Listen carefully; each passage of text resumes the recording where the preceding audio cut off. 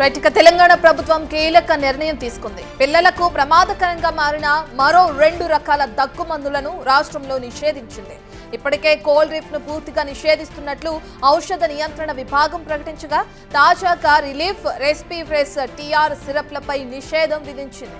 ఈ 2 సిరప్లలో కల్తీ జరిగిందని తేలటంతో వాటి విక్రయాలు వెంటనే నిలిపివేయాలని ఆదేశాలు జారీ చేసింది.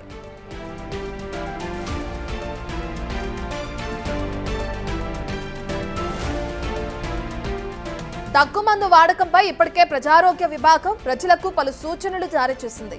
పిల్లల్లో సాధారణంగా దగ్గు, జలుబు వచ్చినప్పుడు తగిన నివారణ చర్యలతోనే కట్టడి చేయవచ్చని, వెంటనే తగ్గిపోవాలని, ఎడాపెడా మందులను వాడితే చిన్నారుల ప్రాణానికే ప్రమాదమని ఆరోగ్య శాఖ విభాగం హెచ్చరించింది.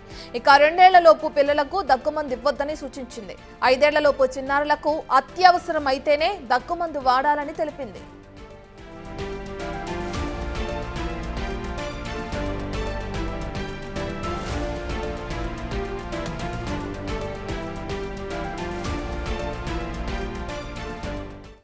పూర్తి డీటెయిల్స్ అందించడానికి మా ప్రతినిధి సాగర్ అందుబాటులో ఉన్నారు. రెడ్ సాగర్, మనం చూస్తున్నాం రాష్ట్రంలో మరో 2 సిరప్లకి సంబంధించి నియంత్రణ విధించడం కూడా చూస్తున్నాం. తెలంగాణ ప్రభుత్వం కీలక నిర్ణయం తీసుకుంది. వీటిని ఇప్పటికే బ్యాన్ చేస్తున్నట్లుగా కూడా చూస్తున్నాం. సంబంధించిన డీటెయిల్స్ ఏ విధంగా ఉన్నాయి?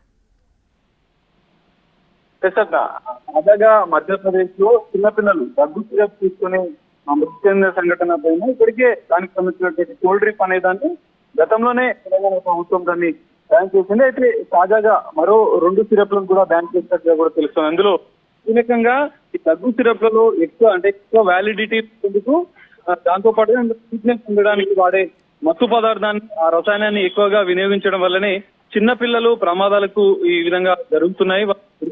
సంఘటనలు చూస్తున్న నేపథ్యంలోనే మరో కీలక నిర్ణయం తెలంగాణ ప్రభుత్వం తీసుకుంది. ఈ 2 సిరప్లు గుజరాత్ రాష్ట్రంలోని ఫార్మా కంపెనీలు అయినటువంటి షేక్ ఫార్మా, మరో రెడ్ మిక్స్ అనే 2 ఫార్మా కంపెనీల నుంచి వచ్చేటువంటి రీ లైఫ్ కాఫ్ సిరప్ ఒకటి, రెస్పిఫ్రెస్ అనే 2 సిరప్లను అయితే బ్యాన్ చేసినట్లు కూడా తాజాగా ఉత్తర్వులు జారీ చేసింది, ఆదేశాలు జారీ చేసిన పరిస్థితి.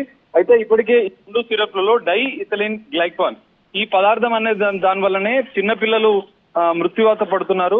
14 మంది ఇటు రాజస్థాన్, మధ్యప్రదేశ్ లో మృతి చెందిన నేపథ్యంలో అది ఎక్కువ మోతాదులో 0.10% మాత్రమే అది వాడాల్సి ఉంటే, ఈ కోల్డ్ రీఫ్ లో చూసుకుంటే 48% కాడ బయటపడ్డది. తాజాగా కొన్ని samples Telangana drug control authority వాళ్ళు కూడా కొన్ని సిరప్లకు సంబంధించినటువంటి శాంపిల్స్ సేకరించారు.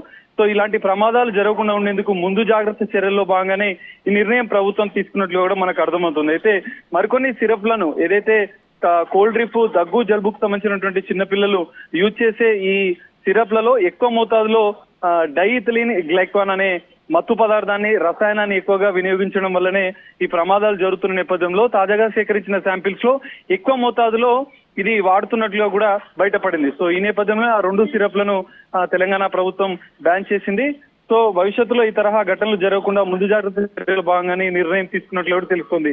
మరికొన్ని సిరప్ల ఫార్మా కంపెనీలకు సంబంధించినటువంటి సిరప్లకు సంబంధించినటువంటి శాంపిల్స్ కూడా సేకరించింది.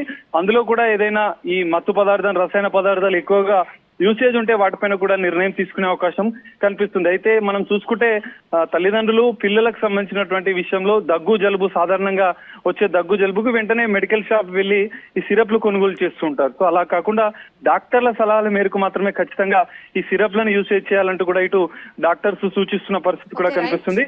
సో మరికొన్ని సిరప్ల విషయంలో కూడా ల్యాబ్ లో నుంచి రిపోర్ట్లు వచ్చిన అనంతరం కూడా వాటిపైన కూడా బ్యాన్ విధించే అవకాశం కూడా కనిపిస్తుంది. Right, thank you Sagar.